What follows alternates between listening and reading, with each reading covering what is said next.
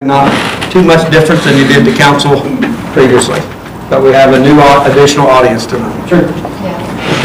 Yes, not too much to add to that other than we've been very thankful to work with Jim Thomas from BDT Architects. He's really done a thorough review of all the alternatives that are possible for this project, which is really the best protocol. It's what we follow with water projects, sewer projects, and then he's done the same thing now with this building infrastructure project. So I'd like to introduce to you Principal of BDT, Jim Thomas. I won't go through the whole review that I did when I was here a few weeks ago, but like the mayor said, we've spent a lot of time looking at this, what to do with the building. The city has a list of things that they really need. You know, they want to bring all these departments back together, parking, and they need something that's very accessible to the public, but also it's something they can control, so that you go into most newer, modern public buildings, there's a little bit of control when you go in. You just don't go wandering through the building, and then they would like that too. That just protects everybody. I always try to save buildings first when I can. I've saved a lot of buildings over the years, but a few times I've torn them down. It just gets to a point where it makes more sense. The Memorial Building, I've worked on this building several times, small projects, and I've worked on other buildings that are similar construction. It was done in the same era. They're very difficult to renovate the way they're constructed, and when they were built, the systems that buildings need today weren't there, so there's just a lot of extra work. The auditorium, in my mind, by the time we fix the auditorium, it wouldn't be recognizable. It's not what it used to be, other than the inside, but the Memorial Building was a little bit better shape, but there is a considerable cost in tuck pointing, updating the stone, and all that. But then again, it is a challenge to make it accessible. It's like a split level house where there's all the different levels and everything, and none of the levels are at grade other than the auditorium. So when we originally looked at this, what I did was tried to get everything the city needed into a building that's no bigger than they need. The goal was to, get it to within our budget, which I think we've done that. Like I said, it's over the grant amount, but from discussions, I think the rest of the money is available. As you can see in the rendering, our plan is to take the steps to save a lot of that nice stone that's in the front. We've talked to some vendors that deal with that kind of stuff, and I brought them in and we've looked at it. Everything's possible to get the stone off, get it cleaned, reuse it. The front of the building is just a little bit narrower. The new building is a little bit narrower than the old. But the front is going to look very similar, other than we're not proposing the yellow brick. The red brick, I think, makes a nice contrast with the stone. And so basically, I just wanted to open up that, if anybody has any questions of me on the building. And then,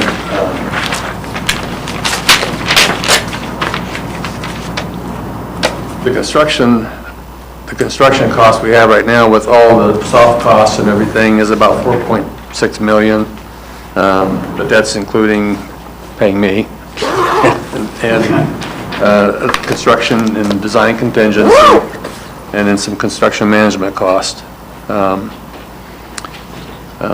Basically, this estimate that we've done it's basically using square foot cost that we know work and throwing in some extra numbers of stuff that we did get some preliminary estimates on, elevator, all that stone work, like that. So Basically, last time I was here, I presented my feasibility study and my recommendation that we build a brand-new city hall on the current site. The other thing that it does, the size of the building has a smaller footprint and creates a lot of parking availability, because they are going to bring a lot of new employees back to the building, and the way it sits right now, there's not much space for them to park. So I think everything that we've put into this design picked up all the boxes that the city needed, most of them that they wanted to, so.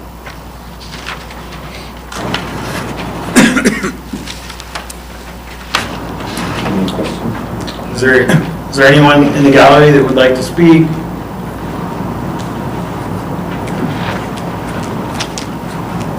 Can you say your name for the record? Sure. Good evening, Greg Irvin. I'm the adjutant and finance officer for the Jefferson Outpost 81. We've had an agreement with the city of Jackson for many years, going back to, I think, 1944. One of the things it did, Legion had offices there, we leased it, we left, the city paid our utilities for a period of time at a new site we bought. The one thing that seemed to be constant was, as long as the auditorium was there, the American Legion Post could have use of that for 30 days. The only use we've made of that has been for the Apple Festival Craft Fair, which is our largest fundraiser. The only thing I was asked, and talking with the mayor a little bit, should your project not move as quickly as it sounds like it might, if there's any chance of having the auditorium available in September again for the craft fair, the Legion would certainly appreciate that. Also have with me tonight our commander, Marshal Beatty. Marshal, anything you'd like to say?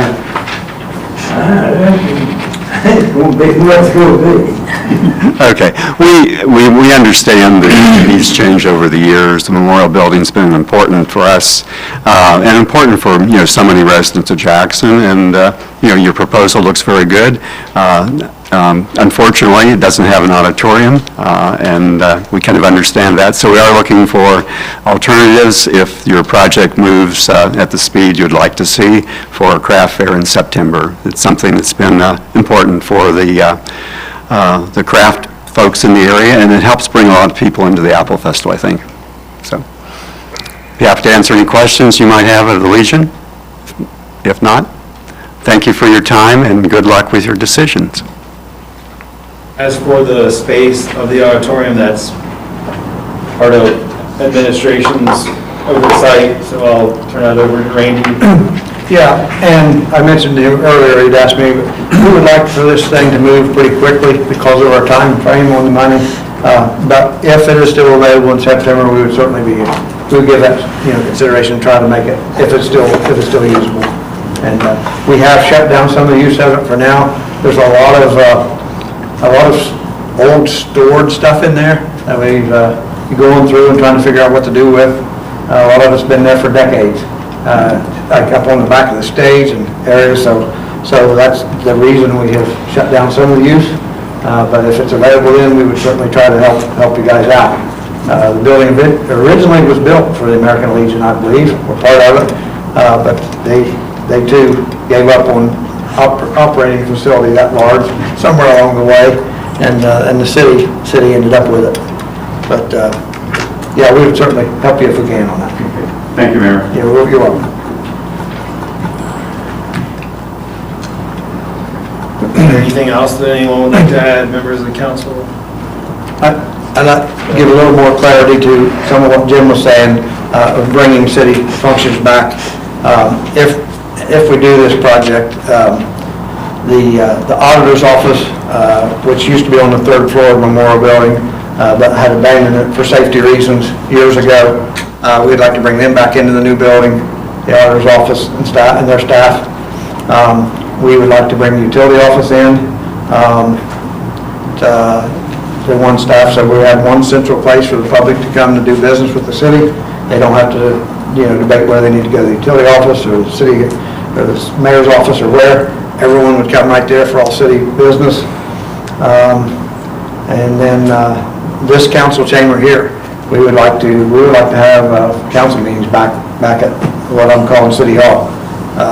They used to be held on the third floor there also. That was another thing that had been moved out. All those functions at one time were in the Memorial Building, but for various reasons had been moved out. I'd like to bring them all back together, have one central place for all city business of those types. Be convenient, be more efficient.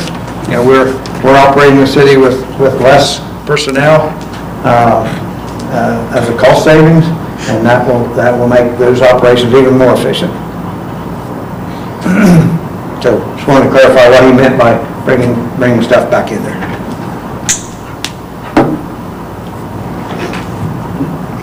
Anyone have any comments? Anyone on the council want to make any Yeah, comments? I have some comments. Okay. Of course I do. Of course. Of course. Timeline, if, I noticed that there was something in some of the notes that I saw here to get started, was it an ordinance or a resolution regarding the demolition?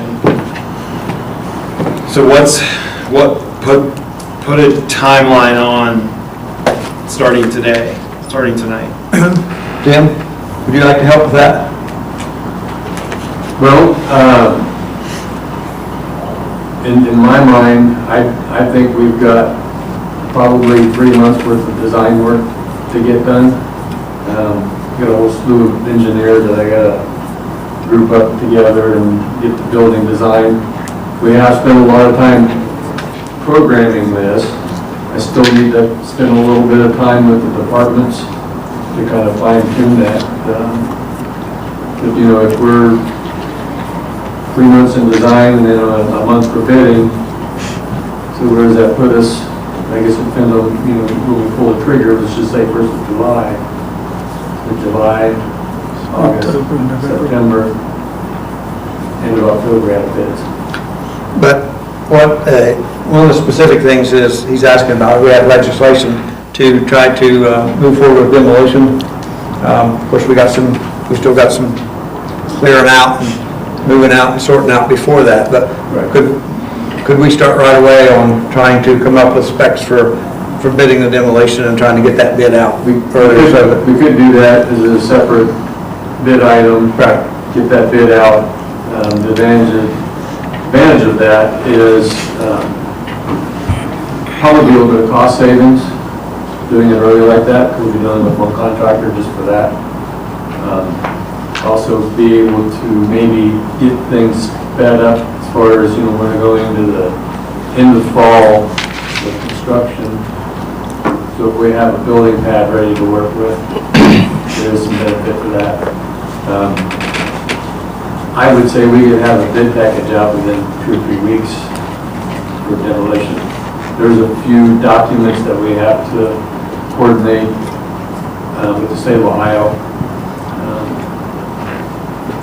And we've been working with economic development, and maybe John can add to that, but we've got some additional funding for removing asbestos that doesn't come out of our money here, and we've also potentially got some money for demolition that won't come out of these funds, so we've got some new help there too to help get it started. John, anything you want to add to that? John Stabler, Jackson County Economic Development. We have $67,000 currently in asbestos remediation for the Memorial Building. When this came about, we reached out to the folks from Ohio Department of Development. We have 6 brownfield projects that were slated for the 2024 funding. Several of those have come in way under budget. We believe that we may have about $300,000 aggregate that we could bring in, and we've talked to the state about doing that, and they were amenable to keeping that money here rather than letting it go back to the state and the county losing out on our set-aside money. So we believe from the contractors that we have spoken to, that would get us very close to, if not completely paying for your demo. So a couple of other questions. Just, that's going to come before council tonight, and we're 2 weeks out from hearing the plans. We heard that at the last meeting, maybe 3 weeks. I don't know when our last meeting was. we called this meeting to bring it to the public's attention. Personally, I know we can't really discuss the specifics of the legislation because it hasn't been adopted by council, but it's going to be discussed tonight. I still think we should wait. I don't think we should emergency clause it until the 14th meeting of July. That gives a cushion for the public who are not informed to still speak up.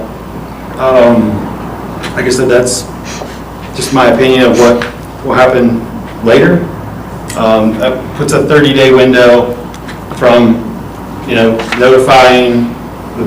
notifying council, to notifying the public to when we decide. Because a lot of your constituents may be hearing about this for the first time tonight. It's not televised, so it goes in the newspaper. I just feel comfortable with a 30-day window on that. From the sounds of it, it's not going to kill anything. I just think that's fair for the public. That way their voices can be heard. Is there anything else to add for this committee meeting? Is there anyone who would like to speak? Any of the council members? Do they have any input or anything? I just want to repeat that I'm charged. I'm all ready to go. Charged up? I'm charged up about it. I'm excited. He's going to help you tear it down. He'll run through the wall. If I was younger, I would. Up there with his hammer and his hard hat. Yeah, I'd just like to add that, I don't disagree with what you're saying, because it is, to me, we've been working on it, seems like a year, but it is sudden to some people. But we thought we'd have to get something before council night to at least get a first reading, so that we could start moving it along. Yeah, I don't think that, I think it's fair, just trying to get more information out to the public. Like I said, the newspaper will probably report it on the radio, so this might be the first that some of the citizens are hearing the plan. They need to be heard too. It's fair to let their voices be heard. I don't think we have anything else. We called this just so we could kind of get the ball rolling on the project. We are under a timeline. In the minutes last time I said I don't love it, because the last drawing I saw had where the parking lot is, there was, building, but I guess we just have to live with it. It is what it is. Can't save it, so just try to rebuild it aesthetically to, look the same. If there's no other business, I'd like to maybe make a final comment. Say we have to live with it, well, we don't have to live with it, but for several decades now, the city of Jackson's been trying to figure out what to do with that building. And this is, as far as I know, this is probably the first time there's been a plan that has financing with it that's been able to be presented. And I sure would hate to see the city pass up this opportunity and just let it sit there for another decade with nothing happening. Because it's a very expensive project. It only gets more expensive. And the city, what we're trying to do there really is what the city needs there. I don't think anyone disagrees. The only thing I would say is that with the funding that we've received, I do not think it would be a financial strain for the city to do that. There's been $1 million put away already for it, about 1.6 million actually. So I do not believe it's a strain.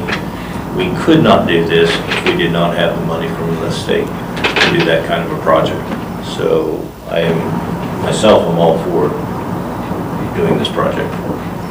So he's going to get his hammer and his hard hat on as well. You'll have plenty of help to tear it down.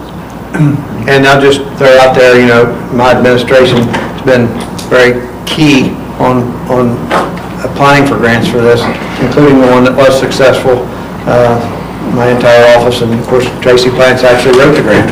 So, and he's right. Without this grant money, we wouldn't be doing this project. We would still just be, what are we going to be able to do with this building someday? And on top of that, we did try. We tried to get some money from the federal government. And we got passed over on that too. probably for political reasons, but we missed out there too, so. One thing I've learned since becoming mayor is everything's political. And without Jason Stevens, we would not have got this money. 100%. We would not have got I this think money. anybody's disagreeing with. And, yeah, and the project we're doing uptown, we applied for that grant, in the same grant process. And I tell you, most municipal buildings are just not qualified for any grants. And this was a spatial grant, part of the capital bill, one time, that, well, it could be used for, and we just was lucky we got in there early and got this money. Because somebody was gonna get it. We were just lucky we got in there, and very nice grant, and got it. And you don't, these grant money, you don't get it if you don't get in there and ask for it and fight for it. And that's what we did, but even then, it usually takes political help to get it. And we had that. One last question for me, where will you be displaced to? We don't know yet, but we'll find a place. We will find a place. You know, if push comes to shove, we could crowd in on other places in the city, but we'll probably try to find a place temporarily and move our administration in there. We don't have a place lined up. I didn't want to get the cart before the horse. Fair enough. Is there any other comments, questions? Anyone in the gallery with any comments or questions? Mr. Inch. I think it would be, as a person who has to go there to do business with the administration on a regular basis, Mr. Reed, your office moved out of there, 4 years ago? 5 years ago. For that. The basement used to be occupied, it's not there. I think what may help, because I've read what a lot of public interest in this is, they think, well, maybe new windows, a little paint, maybe patch the roof, we're good. If somebody with a construction background, maybe in the administration, could more, I hate to run the old girl down, but maybe list all of the things that are really wrong, from asbestos to sprinkler systems, to flooding in the basement, and to the mold in the upstairs, and the lack of handicap accessibility, and all those things that make remodeling. I think there's a lot of people out there, I understand why remodeling it is not cost effective to get it compliant with code.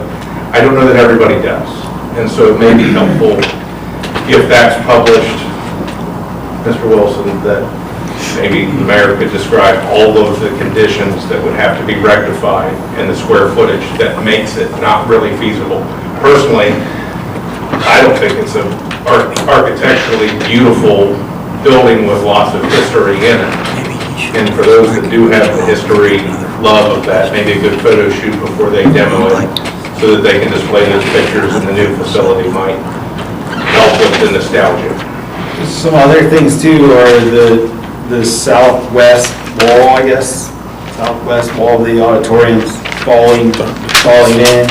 And then I think last time you told us that it's stacked bricks, and there's no way to really fix that. Right, it's not a veneer, it's a multi-white brick wall, so there's different layers, they're interconnected, so to try and take all that off, you're basically tearing the wall apart. But kind of what I thought is if it does fall, then if it's interconnected or interlocked that way, not just that wall's gonna fall down, it's gonna take more with it. So, like I said, I don't feel like there's gonna be a lot of public objection. Like, I think that's probably a really good PR place to say, hey, here's why we can't save this building. We all know that, like, we all have heard, in-depth explanations of everything, but just so the public could understand that too. And I still stick to my 30-day window. I mean, you all don't have to agree with me. Most people sitting here don't ever agree with me, so I'm okay with that. But just to, the shot clock's running, just to be fair and be transparent and all those things. So if we have no other discussion or no other business, I would like to thank Tracy for coming to 2 council meetings in a row, and Jim for coming to 2 council meetings in a row, explaining the work that you guys have put into this. And it has been going on for a long time. As I think about when we tried to get some money earlier, that was like 3-4 years ago, probably. Yeah. 3.5 years ago, 4 years ago, easy 4 years ago. So it's been on the burner for a while. I mean, even going back to previous 2014 or whatever, they did the study on it before. I mean, that was 11 years ago. Like, no, 2014, that was like a couple years ago. That was like a long time ago. So I guess we will progress forward on the building. So, Mr. Bob. Yes, I would agree with Mr. Elliott. You know, this is something the city needs. We need to do it. I mean, let's keep the building there for the Apple Festival people. And also, Mr. Thomas, could you start tomorrow? Okay. Just as something we need to do, and do it rather quickly. Wrap it up for the 5th time. Is there anything that anyone else would like to add? Hearing none, thanks for all the participation, thanks for public input now, and then I guess stay tuned if you would like to hear more discussion. We're going to have first reading of ordinance for demolition for the building tonight. But if there's no other business for the service committee, I'll entertain a motion to adjourn. Mr. Johnny? Is there a second? Second. Ms. Colby, all those in favor say aye. Aye. Opposed? Meeting adjourned.